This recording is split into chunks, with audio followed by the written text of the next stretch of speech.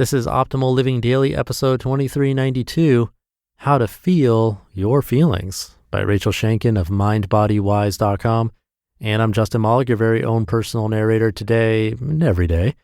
Me narrating means there are no interviews, just a short podcast where we can both improve our lives one day at a time. So with that, let's get right to today's post and start optimizing your life. How to Feel Your Feelings by Rachel Shanken of MindBodyWise.com. You may be wondering, why would I want to feel my feelings? Well, because it's life-changing in many great ways. Here are some ways to connect and begin the practice of feeling your feelings. Number 1, catch the feeling. When you become aware of an emotion or feeling bubbling up, notice what situation or interaction preceded it. Check in with your physical response to it. See if you can practice this check-in without attaching a story to the experience. Experiment with letting go for the moment of trying to make sense of it or trying to find the why of the feeling. Practicing this presence allows you to be mindful and connected with your entire being in a whole new way. Number 2, get curious. Our natural tendency is to label our experience: good, bad, pain, pleasure, I like, I don't like. However, this labeling activity takes us to our thinking mind, and from there we often go on automatic, which shuts down the opportunity to explore and tune in to what's really going on in the moment. In simpler terms, our brain kicks in and says, ouch, I don't like this feeling, and immediately it sends a signal to the body to block, avoid, deny, and numb. Try to catch yourself in the labeling game and play with remaining a curious explorer of your experience. Noticing the nuances of our physical and emotional experiences allow for new openings, presence, awareness, and ultimately more fulfillment in our lives. Number 3, give yourself permission. You are human, thus you're an emotional being.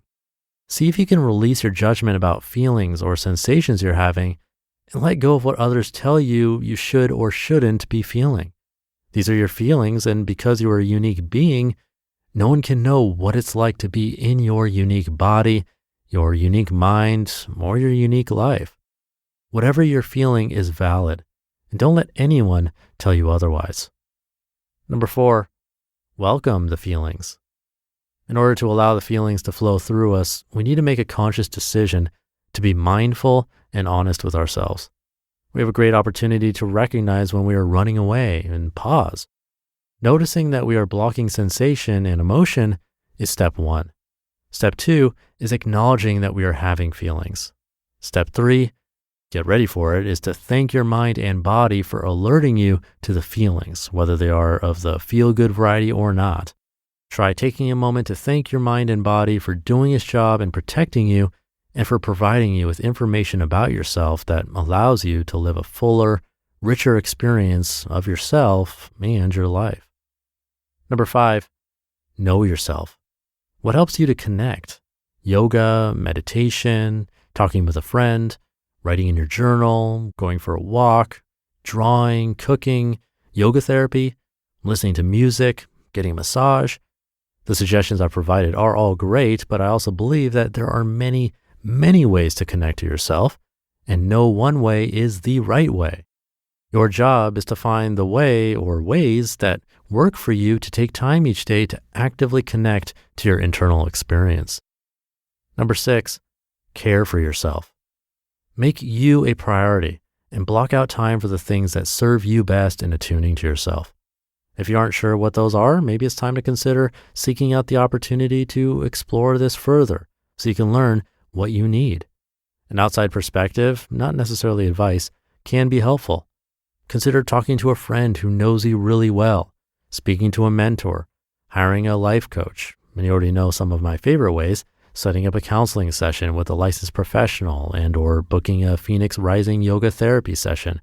Even one session yields a lot of new insight and growth. And number 7, acknowledge yourself. It takes courage to decide to become attuned to your internal experience and to open yourself up to the unknown. It takes a great deal of commitment, self-love, and self-care. Acknowledge and affirm yourself each and every time you give yourself this gift. It's a loving, caring, and honest commitment that'll serve you again and again.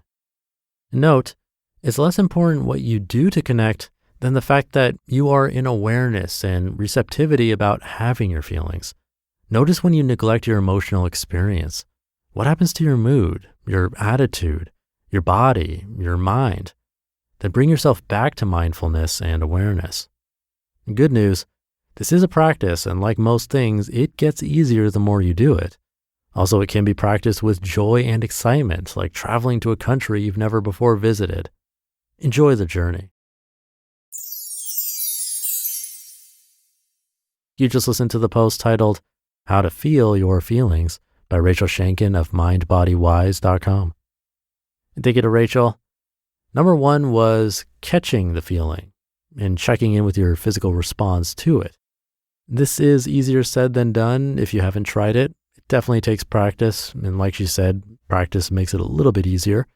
And not to be a broken record if you've been listening to this show for a while, but meditation for me is what helps here. But she made a great point in number 5 as well. What actually works for you?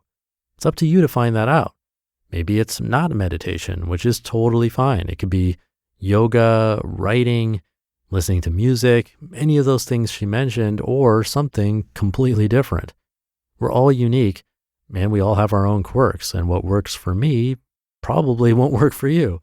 The more we try new things and actually give it a chance, the better position we'll be to know what works best for us. And that's why I offer lots of different authors on this show with many different perspectives. So try something out today that can help you optimize your life. Have a great weekend if you're listening in real time, and I'll catch you tomorrow where your optimal life awaits.